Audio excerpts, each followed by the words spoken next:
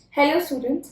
आज की क्लास में हम करने वाले हैं कुछ एनसीईआरटी के मोल कंसेप्ट के questions and we will be studying about percentage purity and percentage yield in this class as well. और फिर हम करेंगे क्वेश्चंस कुछ परसेंटेज यील्ड और परसेंटेज प्योरिटी के ऊपर। तो फर्स्ट क्वेश्चन हम स्टार्ट करने वाले हैं, that is of NCERT and it is related with limiting reagent. So the question says कि अगर आपके पास एक रिएक्शन हो रही है, in the reaction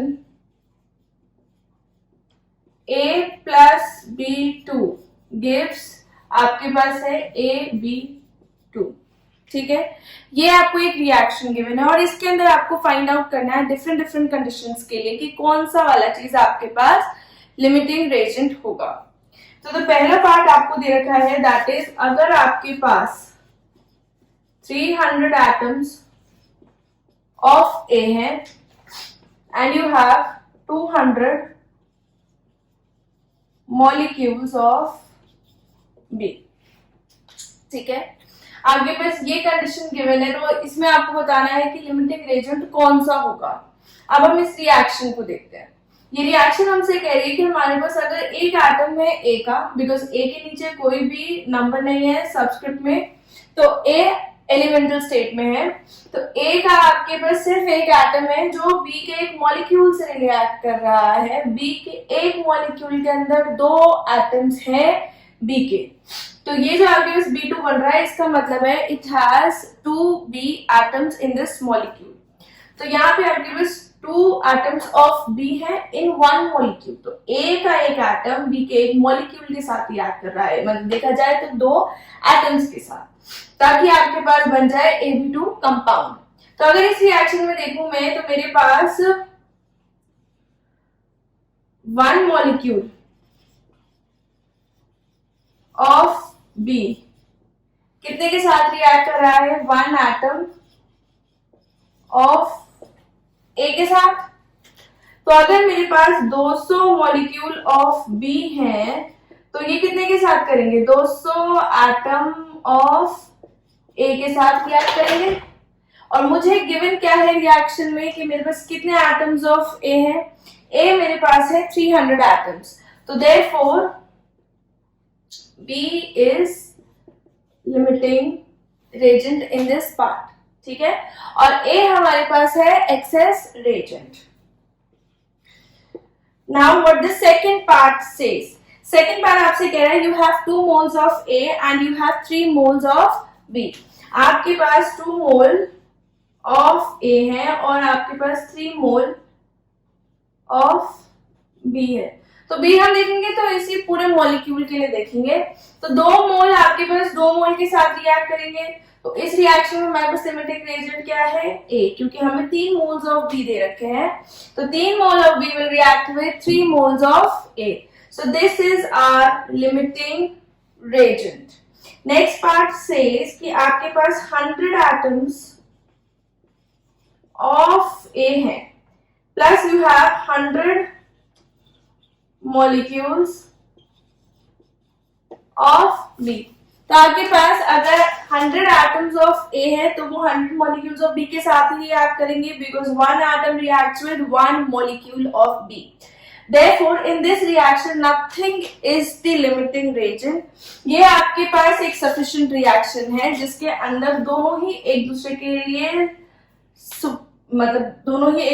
लिए sufficient है। So this reaction will happen completely, no reactant is limiting reagent, the reaction will move towards completion। Then you have the fourth part which says if you have 5 mole of A and you have 2.5 mole of B।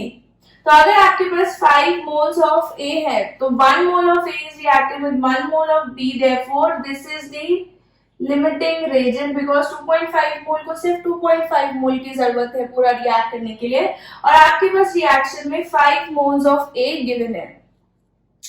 Then you have like 2.5 mole of A and you have 5 mole of B। In this case, A is the limiting reagent because 2.5 mole will react with 2.5 mole. तो B हमारे पास 2.5 मोल ऐसे ही बचा रह जाएगा. तो therefore we have A as the limiting reagent. Okay, so this question is of NCERT. You can do it. Now next question जो हम study करने वाले हैं, it is related with empirical formula. It is question number 1.34 of the NCERT, hopefully. So the question says a welding fuel gas contains carbon and hydrogen only. आपके पास एक welding fuel gas है जिसके अंदर सिर्फ carbon और hydrogen present है. Burning a small sample of it in oxygen gives 3.38 gram carbon dioxide, 0.69 gram of water and no other products. ठीक है. A volume of 10 liter bracket measured at STP of this welding gas is found to weigh 11.6 grams. Calculate empirical formula. Secondly, molecular formula of the gas. And thirdly, secondly, molar mass of the gas, and thirdly, the molecular formula. तो आपको एक gas given है जिसमें carbon and hydrogen are the main components of the gas. ठीक है. Main components क्या, यही आपके पास दी ओनली सोल कंपोनेंट्स हैं गैस के. You are given with a welding gas which has carbon and hydrogen. इस कार्बन एंड हाइड्रोजन वाली गैस को जब आप ऑक्सीजन के अंदर बर्न करते हैं, यानी कि जब आप इसका कंबशन करवाएंगे, तो ये आपको CO2 और H2O ही दे रही है. ठीक है. जो आपको CO2 का मास मिल रहा है दैट इज 3.38 ग्राम्स, और जो आपको हाइड्रोजन का H2O का मास मिल रहा है दैट इज 0.69 ग्राम्स. आपको पूछा गया है पहली बात तो इसका एम्पेरिकल फॉर्मूला बता दीजिए. दूसरा, इसका मोलर मास बता दीजिए. और तीसरा, इसका मॉलिक्यूलर फॉर्मूला बता दीजिए. और इन सब के बीच में एक आपको छोटा सा एडिशनल इंफॉर्मेशन गिवन है कि आपके पास weight of this gas at STP for 10 litre, यानी कि 10 लीटर गैस का STP पे वेट है हमारे पास 11.6 ग्राम्स. ठीक है. इतना इंफॉर्मेशन आपको क्वेश्चन के अंदर गिवन है. Now you have to solve the question. तो जैसे अगर क्वेश्चन हमसे ये कह रहा है कि हमारे पास गैस है किसकी, कार्बन और हाइड्रोजन की, तो हमारे पास ये CH3 हमने मान लिया है कि गैस है. This equation is not given. फिर आप कह रहे हैं कि उसका जब हम कंबशन करवाएंगे तो हमको CO2 मिलता है और हमको H2O मिल रहा है. CO2 का वेट हमारे पास इतना है और H2O का वेट हमारे पास इतना है. अब जैसे पहले पार्ट के लिए एम्पेरिकल फॉर्मूला के लिए अगर हम इसको सॉल्व करना चाहते हैं, for if we want to solve it for empirical formula, तो एम्पेरिकल फॉर्मूला के लिए हम क्या करेंगे, हमारे पास सबसे पहले हमको क्या चाहिए होता है एम्पेरिकल फॉर्मूले का, percentage abundance of carbon and hydrogen in this compound. अब इस कंपाउंड में कितना परसेंटेज अबंडेंस है वो हमें कैसे पता चलेगा कि भाई जितना कार्बन डाइऑक्साइड बन रहा है, जितना H2O बन रहा है, उनके अंदर कितना हाइड्रोजन और कार्बन है, सो दैट हम उनको मिक्स करके इसमें परसेंटेज निकाल पाए उनका. तो हम कैसे निकालेंगे, पहले हम कैसे निकालेंगे, mass of carbon in CO2, इसके लिए करेंगे हम क्वेश्चन. तो 44 ग्राम ऑफ आपके पास जो CO2 होती है उसके अंदर 12 ग्राम ऑफ कार्बन होता है. ठीक है. ये हमको फाइंड आउट कर रहे हैं जो चीज. तो आपके पास 3.38 ग्राम ऑफ CO2 के अंदर कितना कार्बन होगा हम वो निकालेंगे. That is 12 into 3.38 divided by 44. This is how much gram of carbon is present in 3.38 gram of CO2. इस CO2 में कार्बन कितना है हमको ये पता चल जाएगा. ठीक है. Then we have like mass of hydrogen आपको निकालना है in H2O. ठीक है. तो वो हम कैसे करेंगे, हमारे पास 18 ग्राम ऑफ H2O के अंदर you have 2 gram of hydrogen. ठीक, तो आपके पास 0.69 ग्राम ऑफ H2O के अंदर 2 into 0.69 divided by 18 gram of hydrogen हो जाएगा। ठीक है, ये आपके पास आएगा करीब 0.9217। Okay, this is the grams of carbon in this and this will come out to be 0.0767 approximately, इतना ग्राम ऑफ हाइड्रोजन। ठीक, अब ये दोनों ही हमारे पास इसी कंपाउंड से आ रहे हैं। therefore मास ऑफ CXHY हमारे पास कितना हो गया 0.9217 प्लस 0.0767, इसको हमको ऐड करना है। ये आपके पास करीब कितना आएगा 0.99 and 8 something. Okay, we are just rounding it off to 3 digits. Okay, this is mass of CXHY. अब उसके बाद में अगर आपको फाइंड आउट करना है, क्योंकि हम एम्पेरिकल फॉर्मूला निकाल रहे हैं और एम्पेरिकल फॉर्मूला के लिए आपके पास परसेंटेज होना बहुत जरूरी है कंपाउंड में, तो अगर हम निकालें percentage of carbon that will be 0.9217 divided by 0.998 into 100, और अगर हम परसेंटेज ऑफ हाइड्रोजन निकालें ये कितना आएगा 0.0767 divided by 0.998 into 100. This is the percentage abundance of carbon and hydrogen in the compound. इसी को यूज करके हम आगे के लिए इनके परसेंटेजेस को यूज करके क्या निकाल सकते हैं, इसका एम्पेरिकल फॉर्मूला। तो एम्पेरिकल फॉर्मूला निकालने के लिए आप क्या करेंगे, परसेंटेज अबंडेंस कार्बन का, हाइड्रोजन का, और आपके पास एटॉमिक मास।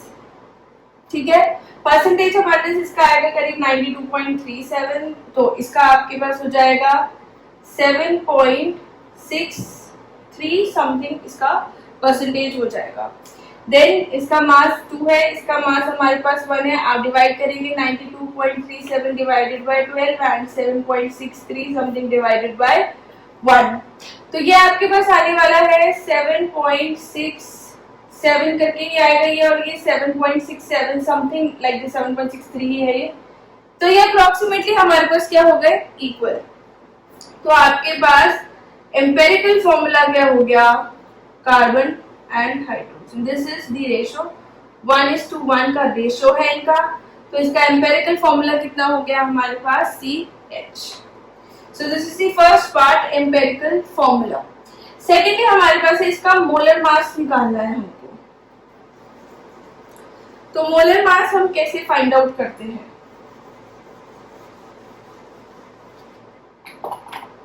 मोलर मास के लिए हम ये वाला इंफॉर्मेशन यूज करेंगे। हमें पता है फॉर मोलर मास कि अगर कोई भी गैस आपको एसटीपी पे गिवन हो तो उसके 1 मोल का वॉल्यूम होता है 22.4 लीटर्स। ठीक है, तो दैट इज फॉर 1 मोल। अब जैसे हमको ये निकाला है कि 22.4 लीटर्स का मास कितना होगा, what we can do is कि 10 लीटर, तो आपके पास 11.6 ग्राम वेट कर रहा है, तो हम क्या निकाल ले 22.4 लीटर का वेट कितना है, क्योंकि जितना आपके पास इसका 22.4 लीटर का वेट होगा वही उसके 1 मोल का वेट हो जाएगा। तो 11.6 इंटू 22.4 डिवाइडेड बाय 10। ठीक है, ये अप्रोक्सीमेटली आपके पास आ जाएगा 26 grams. So now the third part of question, इसे हम कैसे करेंगे, मॉलिक्यूलर फॉर्मूला को, इसमें अगेन हम n का वैल्यू निकालेंगे। n का वैल्यू कैसे निकालते हैं, एम्पेरिकल फॉर्मूला था CH, तो एम्पेरिकल फॉर्मूला मास हमारे पास कितना बनेगा 13, कार्बन का 12 और हाइड्रोजन का 1। ठीक है, और मोलर मास हमारे पास कितना बना 26, ये हमारे पास होता है molecular formula mass divided by empirical formula mass, यानी कि 26/13, therefore N is equals to 2। तो आपके पास मॉलिक्यूलर फॉर्मूला क्या हो गया, C2H2, because it is CH का whole twice C2H2. This is the empirical formula, this is the molecular formula in this question. तो next अब हम स्टार्ट करने वाले हैं by percentage purity and percentage yield.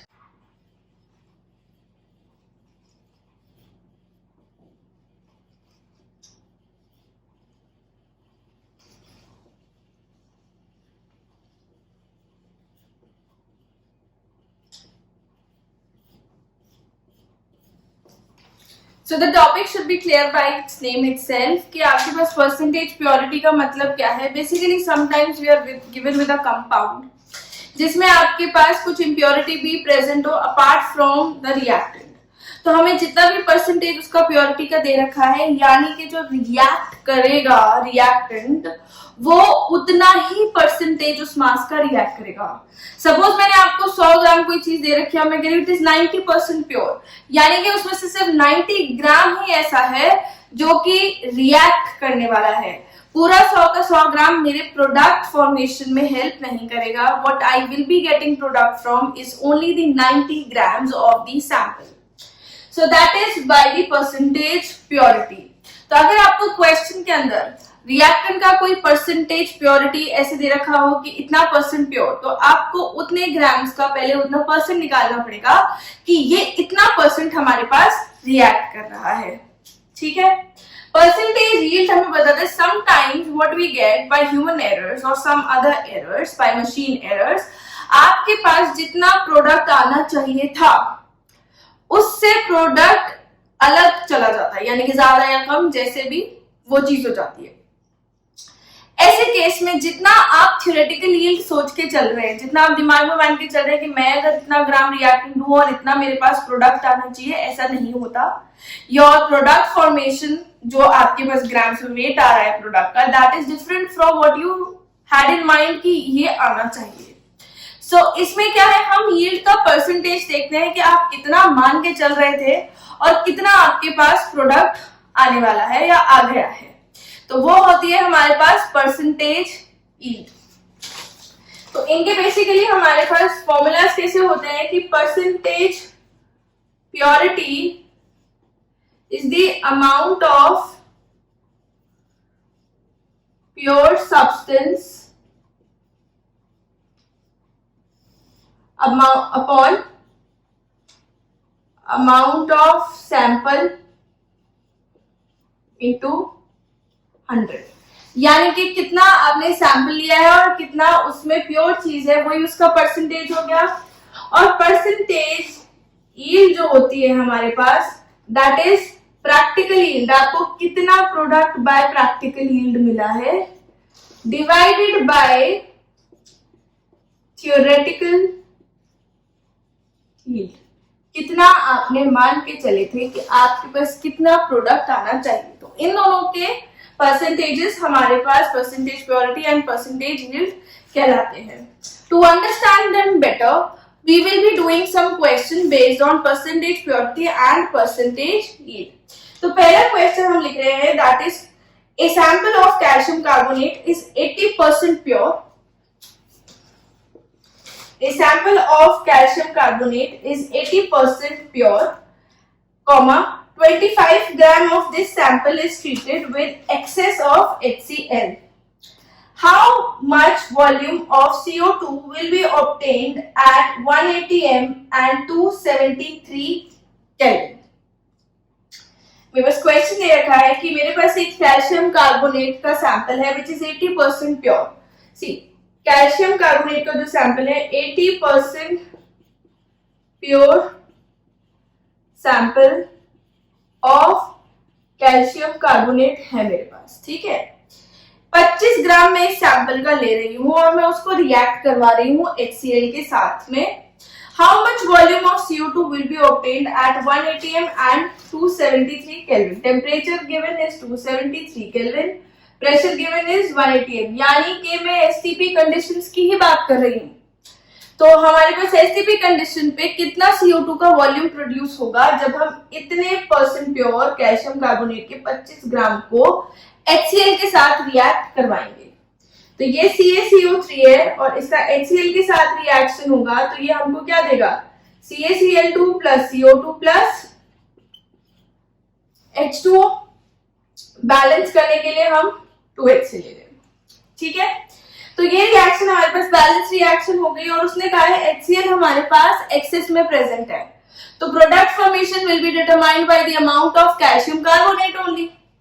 अब वेट ऑफ कैल्शियम कार्बोनेट मुझे given है 25 ग्राम, बट साथ ही साथ मुझसे ये भी कह रखा है कि ये सिर्फ 80% प्योर है, यानी कि amount of CaCO3 that will react, यानी कि pure CaCO3 that is pure CaCO3, pure calcium carbonate कितना है हमारे पास, it is 80/100 into 25 because it is 80% of 25। तो ये हमारे पास कितना आ गया, it is 20 ग्राम, यानी कि 20 ग्राम हमारे पास कैल्शियम कार्बोनेट रिएक्ट कर रहा है। नाउ मोल्स ऑफ CaCO3 और मोल्स ऑफ CO2 का रिलेशन जो है that is 1:1। 1 mole calcium carbonate मुझे 1 मोल CO2 दे रहा है इस रिएक्शन में, तो जितने मोल्स में इसके लूंगी उतने ही मोल्स मेरे पास इसके फॉर्म होने वाले हैं। मोल्स ऑफ कैल्शियम कार्बोनेट कितना होगा, इसका मास डिवाइडेड बाय इसका मोलर मास। कैल्शियम कार्बोनेट का मोलर मास होता है हमारे पास 100 ग्राम्स, तो अगर हम मोल्स ऑफ कैल्शियम कार्बोनेट निकाल रहे हैं that will be 20 divided by 100। Same, तो यही हमारे पास मोल्स ऑफ CO2 हो जाएंगे। Since molar ratio of calcium carbonate and CO2 in this reaction is 1:1, this is the moles of CO2। तो ये हमारे पास कितना आ गया, इट इज 0.2। अब हमारे पास अगर हम देखें 1 मोल ऑफ CO2 का मोलर वॉल्यूम कितना रहेगा, 22.4 लीटर। तो हमारे पास अगर 0.2 मोल है at STP, same conditions at STP के ऊपर ले रहे हैं हम, तो इसका कितना आ जाएगा 4.48 लीटर। आप चाहें तो यूनिटरी मेथड लगा सकते हैं। 1 मोल का 22.4 है, तो 0.2 मोल का कितना रहेगा, 22.4 इंटू 0.2 मोल, इतना लीटर ऑफ CO2।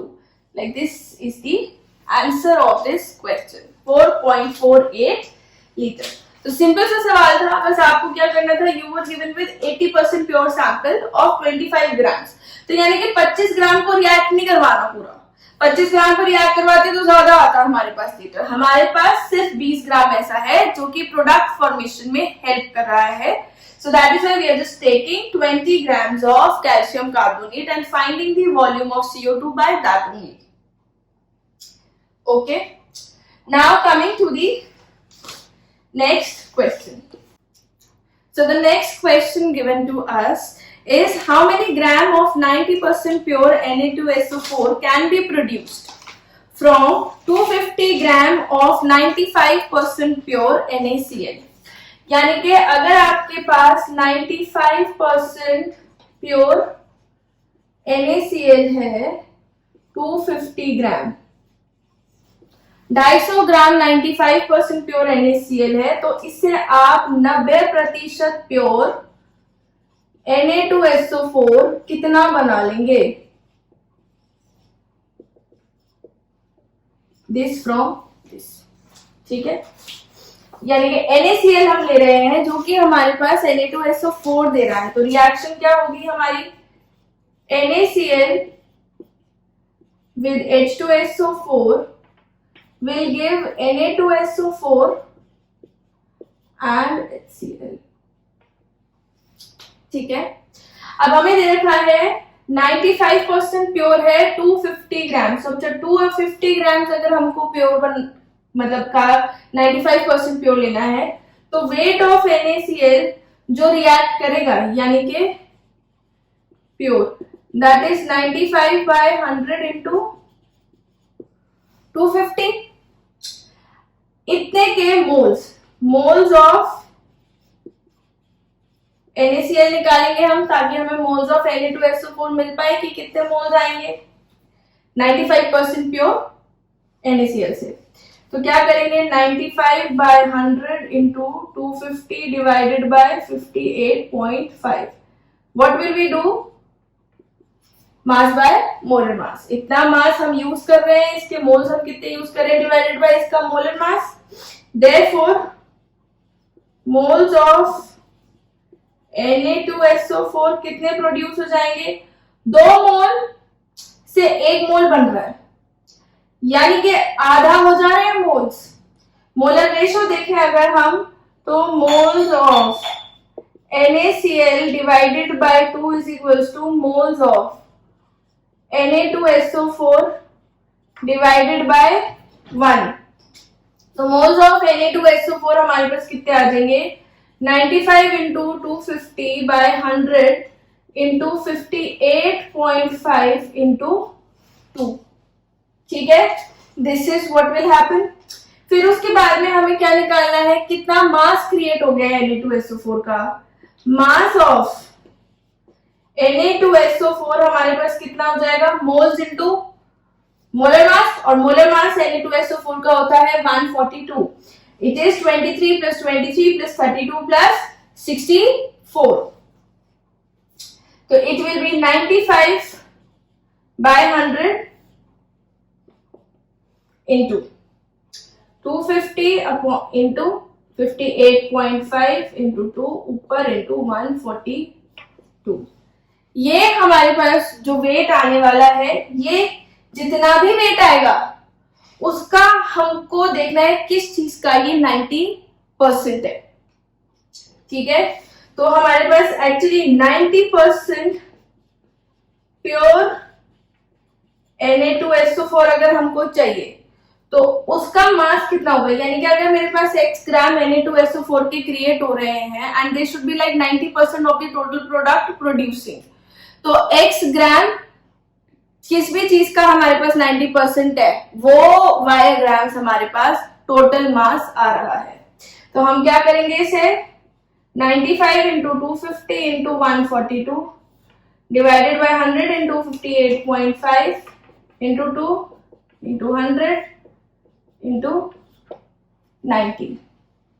ठीक है, इतना ग्राम हमारा आंसर होगा, और आंसर आएगा आपके पास करीब 320.27 ग्राम्स। तो अगर ये जो हमारे पास बन रहे थे ये हमारे पास कुछ कम बन रहे होंगे, और 90% प्योर में तो मास हमारे पास कुछ और ऐड ही हो जाएगा। तो दिस इज द आंसर। ठीक है, तो इस चीज का अगर आप 90% निकालेंगे तो हमारे पास ये वाली चीज आ जाएगी। ठीक है, तो this is how we are doing this question. Now coming to the next question. The next question is saying कि how much gram of cyclohexene can be formed? How much grams of cyclohexene can be formed from 100 gram of cyclohexanol if the yield is 75% by dehydration? Okay, तो आपसे बोला गया है कि मेरे पास cyclohexanol है, इसका मैं डिहाइड्रेशन कर रही हूं, तो मुझे साइक्लोहेक्सीन मिल रहा है। ठीक है, अगर यील्ड मेरे पास 75% है और मैं ये साइक्लोहेक्सेनॉल ले रही हूं 100 ग्राम, तो मेरे पास कितना साइक्लोहेक्सीन बन जाएगा।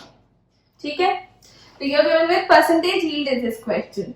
साइक्लोहेक्सेनॉल जो होता है इसका मोलर मास होता है हमारे पास 100 ग्राम। ठीक है, तो अगर इस रिएक्शन में देखिए तो एक ही मोल बना रहा है, तो मोलर मास और मोलर मास से निकाल सकती हूं आंसर कि 100 gram of C6H12O gives 82 gram of C6H10. It is the molar mass of C6H12. एक ही मोल रिएक्ट कर रहा है, मास निकालूंगी इसका 100 ग्राम आएगा, इसका 82 ग्राम आएगा। ठीक है, तो ये दोनों कंबाइन कर जाएंगे तो 100 ग्राम मेरे पास कितना दे रहा है, 82 ग्राम्स। ओके, ये मेरे पास C6H10 जितना आने वाला था, बट यील्ड कितनी है हमारे पास 75%, यानी कि जो प्रोडक्ट बन रहा है एक्चुअली में वो इसका 75% बन रहा है। अगर हम परसेंटेज यील्ड वाले फॉर्मूले में लगा के देखें तो percentage yield is equal to practical yield upon theoretical yield into 100। Percentage yield हमारे पास 75 है, प्रैक्टिकल यील्ड हमको निकालनी है, थ्योरेटिकल यील्ड हमको कितनी गिवन है 82। ठीक है, तो ये अगर हम आंसर निकालेंगे तो प्रैक्टिकल यील्ड हमारे पास कितनी आ जाएगी 61.5।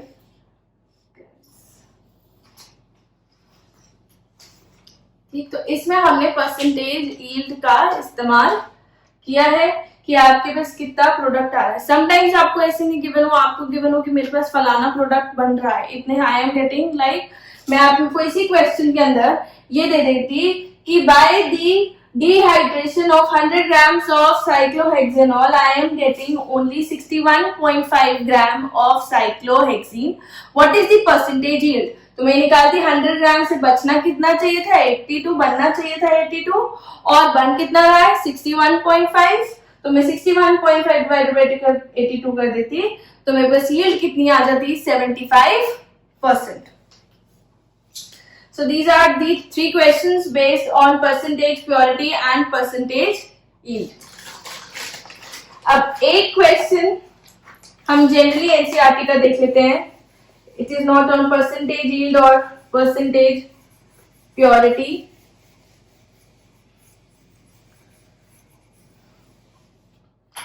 अगर आपको क्वेश्चन दे रखा है, क्वेश्चन इज सेइंग कि आपके पास रिएक्शन हो रही है कैल्शियम कार्बोनेट और HCl के बीच में।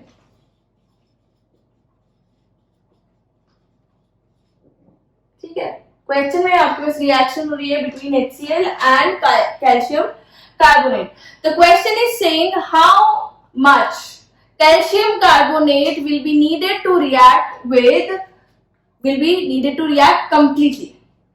How much calcium carbonate will be needed to react completely with 25 ml of 0.75 molar HCl?